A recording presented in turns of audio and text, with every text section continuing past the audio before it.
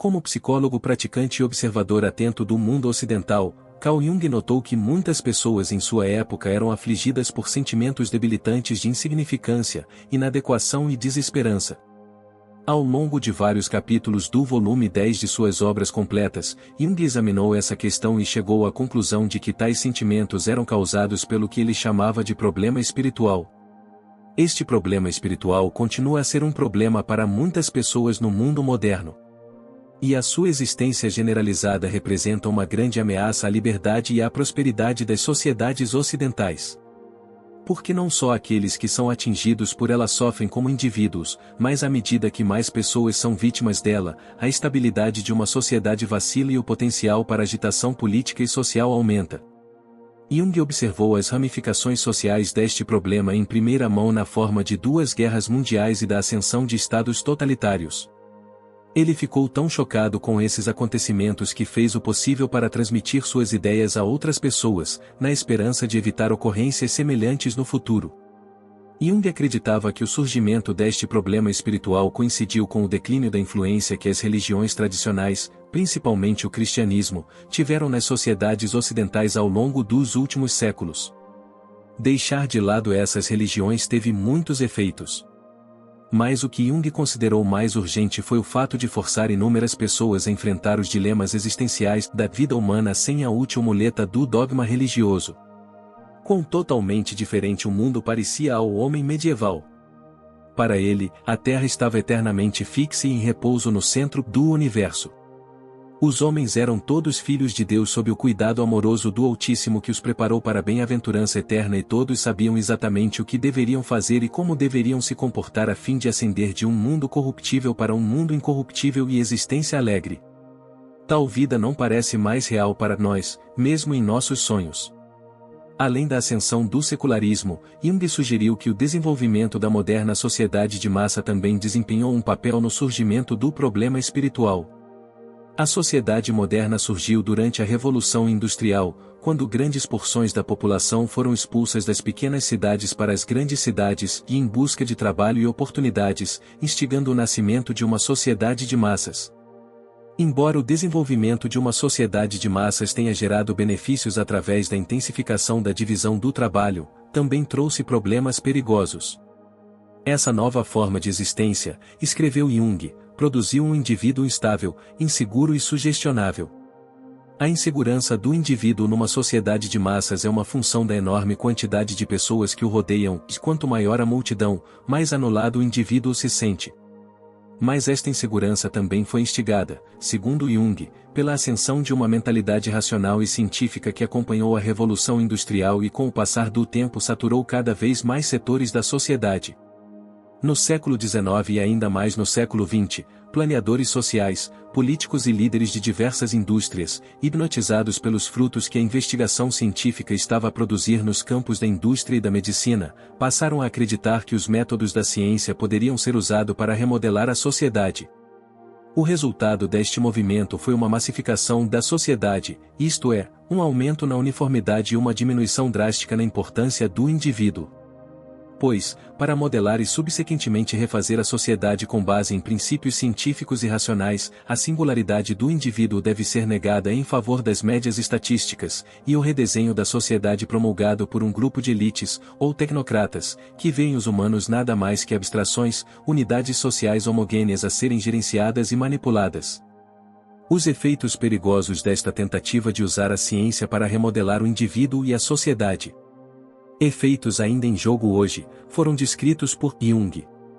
Sob a influência de pressupostos científicos, não apenas a psique, mas o homem individual e todos os eventos individuais, quaisquer que sejam, sofrem um nivelamento e um processo de desfocagem que distorce a imagem da realidade numa média conceptual. Não devemos subestimar o efeito psicológico da imagem estatística do mundo, ela põe de lado o indivíduo em favor de unidades anônimas que se acumulam em formações de massa. Como unidade social. Ele perdeu a sua individualidade e tornou-se um mero número abstrato no departamento de estatísticas. Ele só pode desempenhar o papel de uma unidade intercambiável de importância infinitesimal. A incerteza existencial trazida pelo declínio das religiões e a diminuição da importância do indivíduo na sociedade de massa combinaram-se para criar uma situação em que a grande maioria das pessoas se veem como seres insignificantes e impotentes.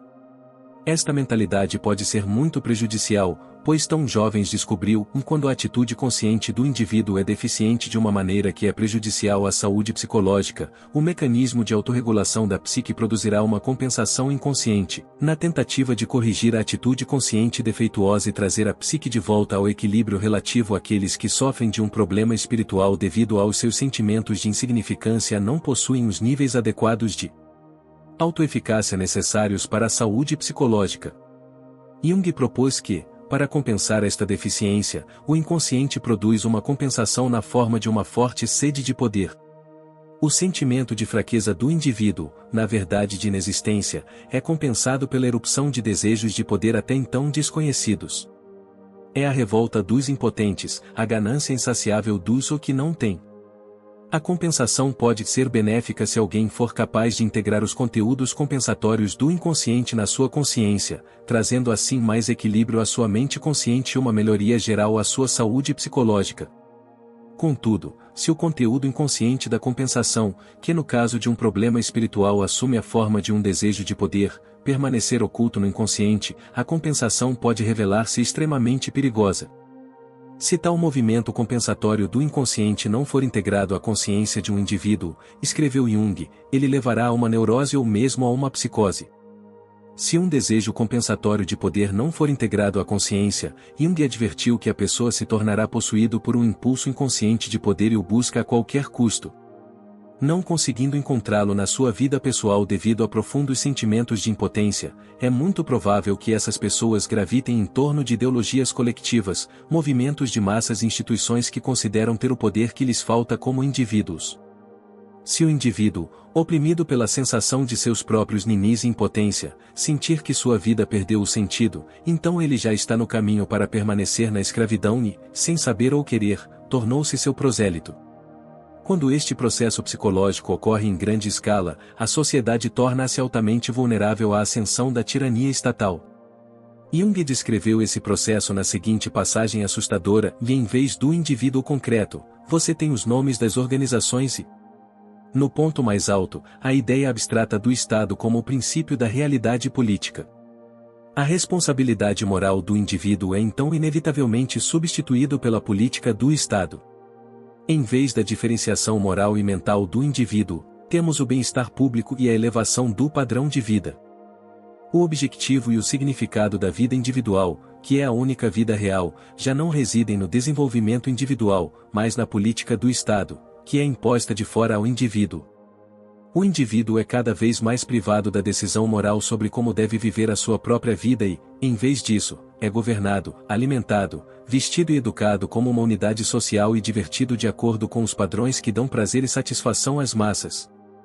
Essa forma de distopia ocorreu em vários graus no século XX e parece estar ressurgindo no Ocidente hoje. Embora muitas pessoas percebam os perigos representados pela existência de estados centralizados, a maioria reage ao crescimento do poder do Estado com sentimentos de desesperança, acreditando que não há nada que eles, como indivíduos, possam fazer a respeito. A análise de Jung é profunda porque sugere que a ascensão da tirania estatal é um subproduto da proliferação do problema espiritual que aflige o mundo moderno e, portanto, pode ser subjugada se mais pessoas aprenderem a resolver o problema espiritual que afeta as suas próprias vidas. Jung tinha esperança de que muitas pessoas no Ocidente fossem capazes de alcançar isso e viu evidências de tal potencial no crescimento do campo da psicologia no século XX e no desejo crescente de muitos de explorar as profundezas de sua psique em busca de autoconhecimento. Para mim, o ponto crucial do problema espiritual hoje, escreveu ele, encontra-se no fascínio que a psique exerce sobre o homem moderno. Se estivermos inclinados ao optimismo, veremos nisso a promessa de uma mudança espiritual de longo alcance no mundo ocidental.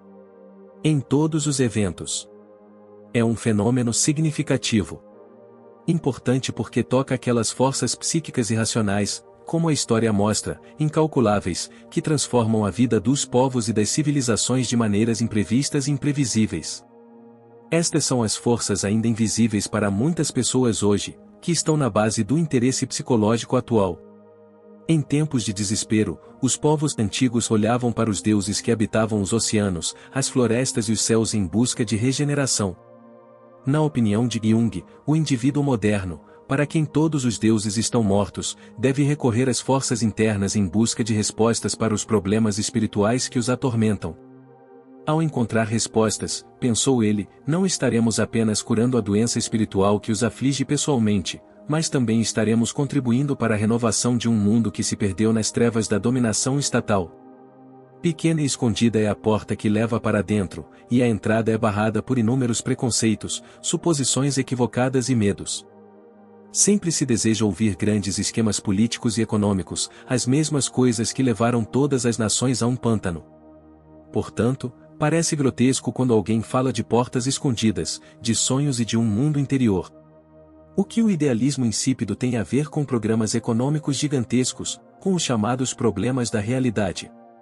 Mas não falo às nações, apenas aos poucos indivíduos, para quem é evidente que os valores culturais não caem como maná do céu, mas são criados pelas mãos dos indivíduos. Se as coisas dão errado no mundo é porque algo está errado com o indivíduo, porque algo está errado comigo. Portanto, se eu for sensato, vou me corrigir primeiro. Para isso necessito, porque a autoridade externa já não significa nada para mim, de um conhecimento dos fundamentos mais íntimos do meu ser, para que possa basear-me firmemente nos fatos eternos da psique humana.